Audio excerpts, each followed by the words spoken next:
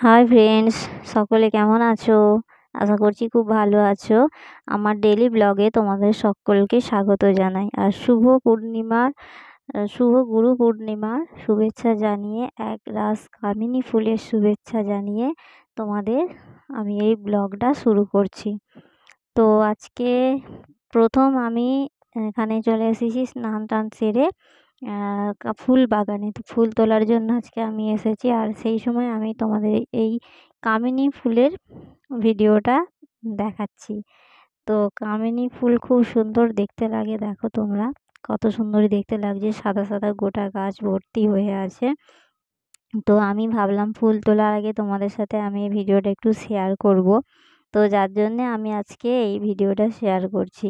তো তোমরা সকলেই বলো আমার এই কামিনী গাছের ফুলটা কেমন হয়েছে। আর তোমরা জানো এই ফুল খুব সুন্দর সেন্ট হয়। তো যাই হোক, আজকে গুরু পূর্ণিমা, আর গুরু পূর্ণিমার জন্য আমাকে সকাল সকাল উঠে সমস্ত কাজ সেরে স্নান টান সেরে আর ফুল তুলতে আসতে হয়েছিল। তো চলো এবার মন্দিরের দিকে যাওয়া যাক। তো দেখো ফুল তোলা সেরে এবার মন্দিরে এসেছি, কারণ মন্দিরে পুজো হচ্ছে, আর ওখানে আমার শ্বশুর মশাই এখন পুজো করছেন মন্দিরে। তো গৌরহরির মন্দিরে আছে আমার গুরুদেবের ফটো আছে। আমার গুরুদেব এখন বেঁচে নেই, ওনার ছেলেরা আছে।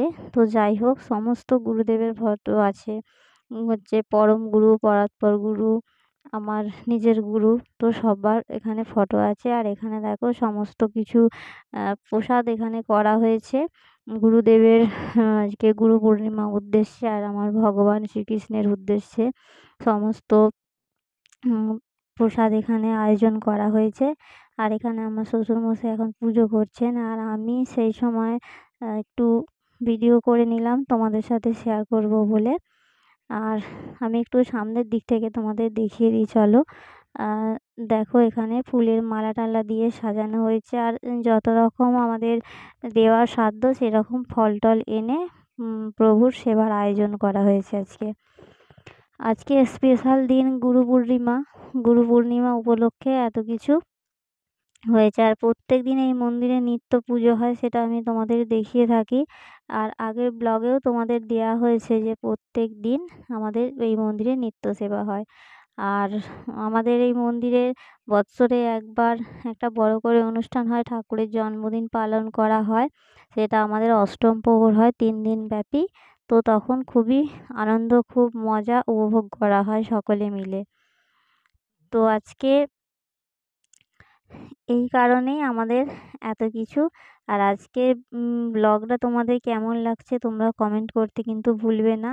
আর ভিডিওটা স্কিপ না করে ধৈর্য সহকারে শুরু থেকে শেষ পর্যন্ত ভিডিওটা তোমরা দেখো, তোমাদের খুব ভালো লাগবে।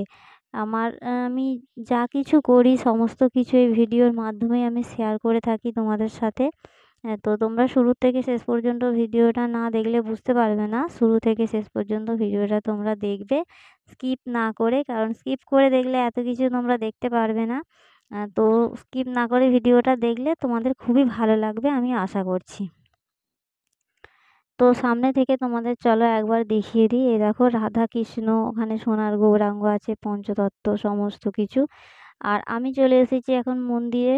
আমার শ্বশুর মশাইয়ের পুজো সারা হয়ে গেছে, এবার আমি এসেছি গুরুদেবের চরণে কিছু ফুল অর্পণ করে।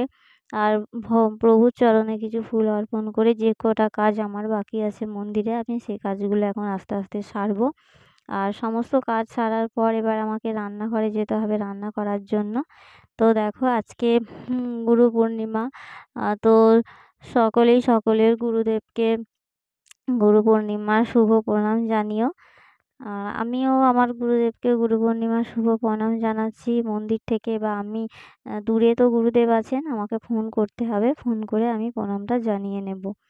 তো সকলেই গুরুদেবের আশীর্বাদ পায় যেন, আমি এইটুকু আশা করছি। আর প্রভুর আশীর্বাদ সকলে যেন পায় সেটা আমি আশা করছি।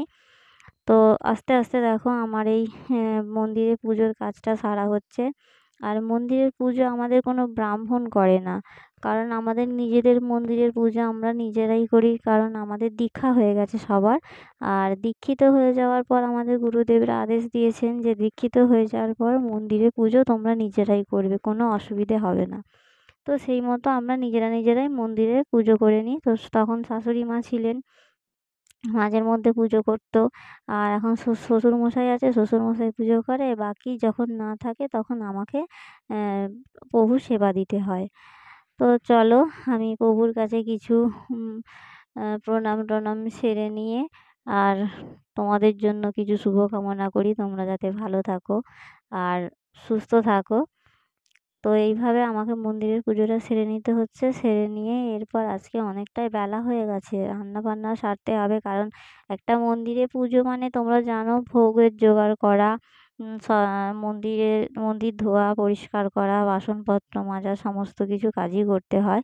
তো সমস্ত কিছু কাজ সারার পর তারপর রান্নাঘরে রান্নার জন্য ব্যবস্থা করতে হয়। তো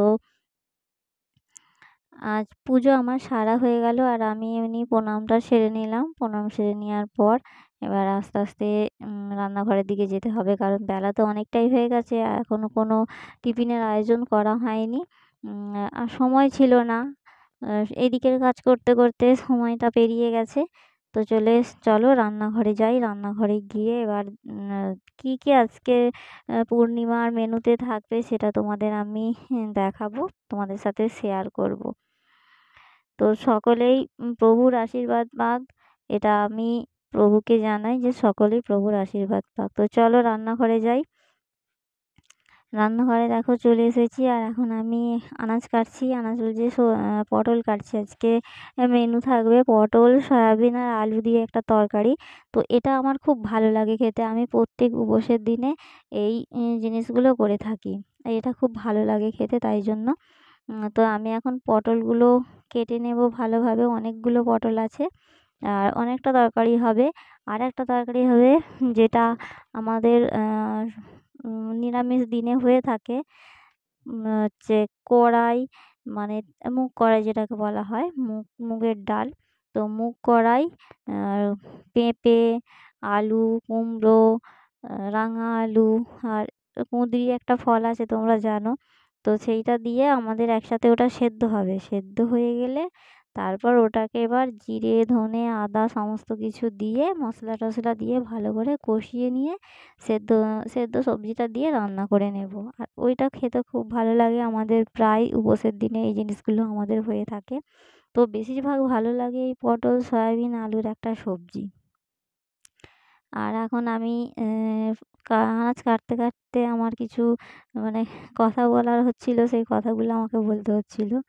তো যাই হোক, আনাজগুলো আস্তে আমি কেটে নিচ্ছি। কেটে নিয়ে রান্নাঘরে এবার রান্না করব। তো রুটি হবে আর এই সবজি দুটো হবে।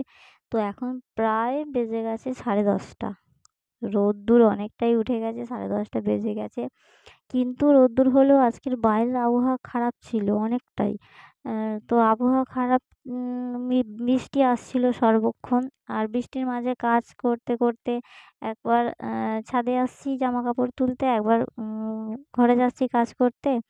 তো এইভাবে আমাকে সমস্ত দিকটা সামলাতে হচ্ছে। আর একা হাতের কাজ মানে তোমরা জানো, সমস্ত দিক সামলে সব কিছু সামলে তারপর আমাকে কাজ সেরে আবার এই ভিডিও করতে আসতে হয়।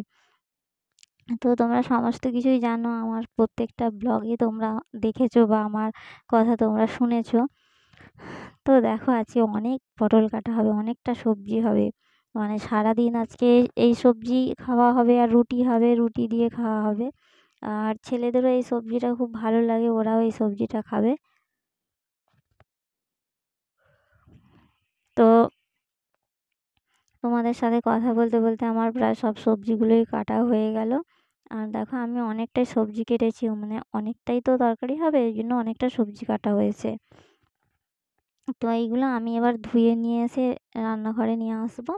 আর রান্নাঘরে এখন সবজি আমি বসাবো। তো দেখো আমি একটা সবজি প্রায় বসিয়ে দিয়েছি। এখানে সয়াবিন, আলু, পটলের সবজি, আর এখানে প্রেসারে ওই যে ডাল সবজি দিয়ে একসাথে ওটা সেদ্ধ হচ্ছে। হয়ে ওটা আবার রান্না করে তারপরে আমাদের খাওয়া হবে। তো এখন নিচে দেখেছো ওই যে আটা মাখবো, তো রুটি হবে। আর রুটি আর ওই সবজিগুলো মোটামুটি আজকের মেনুতে থাকবে। তো শেষের দিকের ভিডিওটা তোমাদের সাথে আমি শেয়ার করতে পারলাম না, কারণ ছেলেদের সব খাওয়ার সময় হয়ে গেছে, অনেকটা বেলা হয়ে গেছে, প্রায় 12:30 বেজে গেছে। তো সবটুকু ভিডিও তোমাদের সাথে আমি শেয়ার করতে পারলাম না। কোনো এক সময় আমি তোমাদের সাথে শেয়ার করব, প্রায় সব ভিডিওটাই দেওয়ার চেষ্টা করব। তো যাই হোক, তোমরা ক্ষমা করে দিও আমাকে, আমার এতটুকু ভিডিও দিতে পেরেছি আজকে, অন্য সময় দিয়ে দেব। আর এইভাবেই আজকে গুরু পূর্ণিমার দিন আমার কাটছে। তো সবাই ভালো থাকবে, সুস্থ থাকবে, আর সকলেই গুরুর আশীর্বাদ পাবে। তো আজকের মতো এখানেই ব্লগটা শেষ করছি। আবার আসবো কালকে নতুন ব্লগে। টাটা, সকলে ভালো থাকবে।